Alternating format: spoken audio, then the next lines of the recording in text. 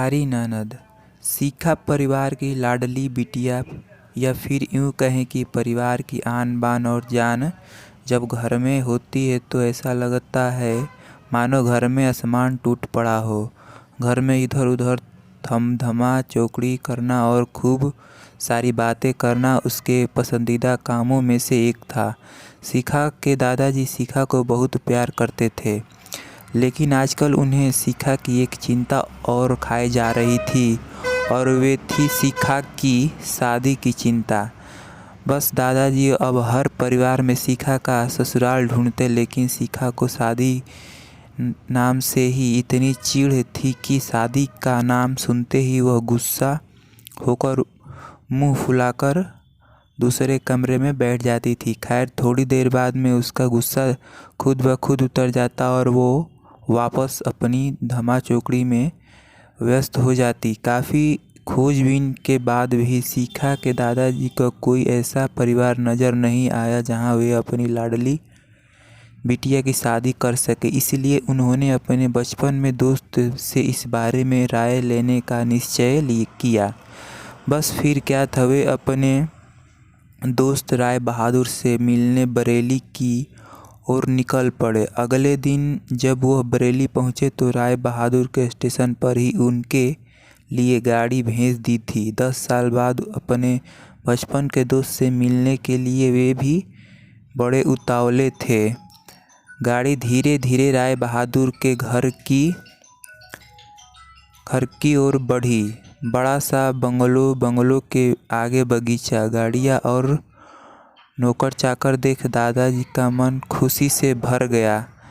इन 10 सालों में राय बहादुर ने कितनी तरक्की कर ली, नहीं तो 10 साल पहले राय बहादुर के पास था ही क्या।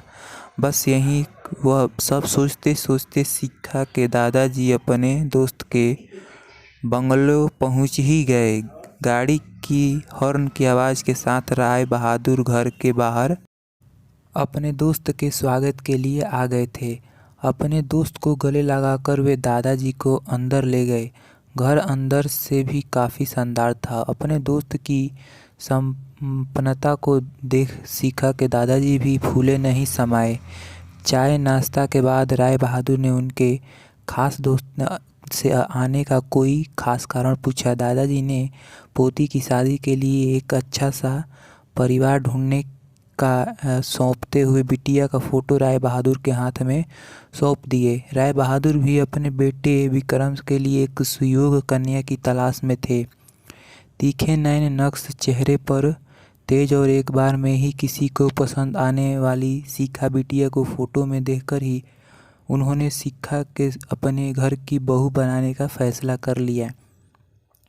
राय बहादुर इतना सोच ही रहे थे कि इतने में उनका बेटा विक्रम आ गया। विक्रम ने दादाजी के पैर छुए और हालचाल पूछने के बाद ऑफिस की ओर निकल गया। विक्रम के जाने के बाद राय बहादुर ने अपने दोस्त से विक्रम और शिखा के संबंध के लिए पेशकश की। शिखा के दादाजी को लगा जैसे राय बहादुर ने उनके मुंह की बात छीन ली हो। खैर, प्रसन्नता से विदा लेकर अपने घर आने का कहकर दादाजी अपने घर की ओर निकल गए। विक्रम को शिखा बहुत पसंद थी, लेकिन विक्रम की माँ विक्रम की शादी अपने से भी बड़े घर में करना चाहती थी। लेकिन विक्रम के मानने पर वह मनाने पर मान गई और तय समय पर विराम और शिखा की शादी हो गई। ससुराल में शिखा के सास ससुर विक्रम के बड़े भाई भाभी और शिखा की ही उम्र के एक ननद थी। रागिनी अपनी सादगी और सबका अच्छे से ख्याल रखने के कारण शिखा ने घर में सबको दिलों में जगह बना ली, लेकिन अपनी तमन्ना कोशिशों के बावजूद अपनी सासू माँ का प्यार पाने में असफल रही। वह शिखा के हर काम में कुछ न कुछ गलती निकाल ही देती थी। अपनी शादी की रात को ही विक्रम ने शिखा से साफ साफ कह दिया था कि घर में किसी के मामले में बिल्कुल नहीं बोलूँगा, ना तो मैं किसी बात पर माँ से बहस करूँगा और ना ही तुम्हारा साथ दूंगा। तुम्हें अपनी समझदारी से ही काम लेना होगा। लेकिन शिखा की लाख कोशिशों के बावजूद भी सासू माँ के व्यवहार में कोई परिवर्तन नहीं आ रहा था। शिखा की ननद जरूर उसकी माँ से शिखा भाभी के प्रति इस तरह के व्यवहार पर उलझ जाती है, लेकिन इससे भी केवल बात बढ़ने से के अलावा कुछ नहीं होता। इसी तरह करीब 1 साल निकल गए। शिखा और विक्रम को जुड़वा बेटी हुई। यह समय शिखा के लिए अग्नि परीक्षा का समय था। शिखा का दर्द शिखा के लिए आंसू बन गया था।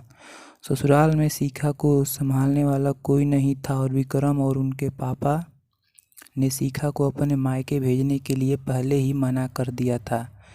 एक दिन रागिनी कॉलेज से आई तो उसके सभी को कॉलेज को सालाना कार्यक्रम में आने के लिए कहा और यह भी कहा कि कॉलेज में उसकी भी दो थी प्रस्तुतियाँ है, इसलिए आप सभी का चलना बहुत ज़रूरी है। खैर, न चाहते हुए भी शिखा को अपने दोनों जुड़वा बेटियों के साथ रागिनी के कॉलेज जाना पड़ा। कार्यक्रम की शुरुआत में गीत संगीत की हुई प्रस्तुतियाँ हुई। उनके बाद मॉडलिंग राउंड शुरू हुआ। दर्शकों ने तालियों के साथ सभी का उत्साहवर्धन किया। मॉडलिंग में रागिनी भी हिस्सा लिए थी। आखिरी राउंड में रागिनी के साथ 4 और लड़कियों को यहाँ सभी से जज द्वारा एक सवाल पूछकर विजेता घोषित करना था। सवाल जवाब का दौरा शुरू हुआ। इसी कड़ी में जज साहिबा ने रागिनी से सवाल पूछा, अगर मैं तुम्हारी माँ और भाभी में से किसी एक का साथ देना हो तो तुम किसका साथ दोगी? पूरे सदन में खामोशी छाई थी। सभी रागिनी के जवाब में प्रतीक्षा कर रहे थे। तभी रागिनी ने थोड़ा आगे बढ़कर कहा, अगर भाभी सही हो तो अपनी भाभी का। जज साहिबा ने आगे पूछा, क्यों? रागिनी ने जवाब दिया, क्योंकि मुझे भी कल किसी की भाभी बनना है। जवाब सुनते ही पूरे सदन में तालियां गूंज उठी। सभी रागिनी की सोच का और उसके सटीक जवाब की प्रशंसा कर रहे थे। रागिनी को विजेता घोषित किया गया। पुरस्कार लेने से पहले रागिनी ने सभी से कुछ कहने के लिए माइक थामते हुए कहा, हर बेटी अपनी माँ से बहुत प्यार करती है और माँ भी अपनी बेटी के दिल के सबसे करीब होती है। इसी तरह हमारे घर की बहुएं भी तो किसी की बेटियां हैं। आज हम किसी की बेटियां हैं तो कल से किसी की भी भाभियां और बहुआ बनेगी। अगर कल से हमें कुछ दुख हुआ तो हमारी माँ को भी दुख होगा और इसी तरह हमारे घर की बहुओं को भी दुख हुआ तो उनकी माँ को भी दुख पहुँचेगा। और इस दुनिया में किसी भी इंसान को किसी को भी माँ को दुख पहुँचने का कोई हक नहीं है। इसलिए हर सास अपनी बहू को अपनी बेटी समझे तो आगे चलकर उनकी बेटी भी खुश रहेगी। रागिनी ने इतना कहते ही पूरा सदन एक बार फिर तालियों से की गड़गड़ाहट से गूंज उठी।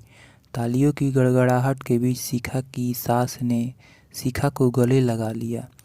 तो दोस्तों, ये कहानी कैसी लगी आप कमेंट बॉक्स में ज़रूर बताइएगा और हमारे चैनल को सब्सक्राइब करना ना भूलिएगा और अपने दोस्तों के साथ घर परिवार भाई बहन को भी शेयर करते रहिएगा और करिएगा। Thank you friends.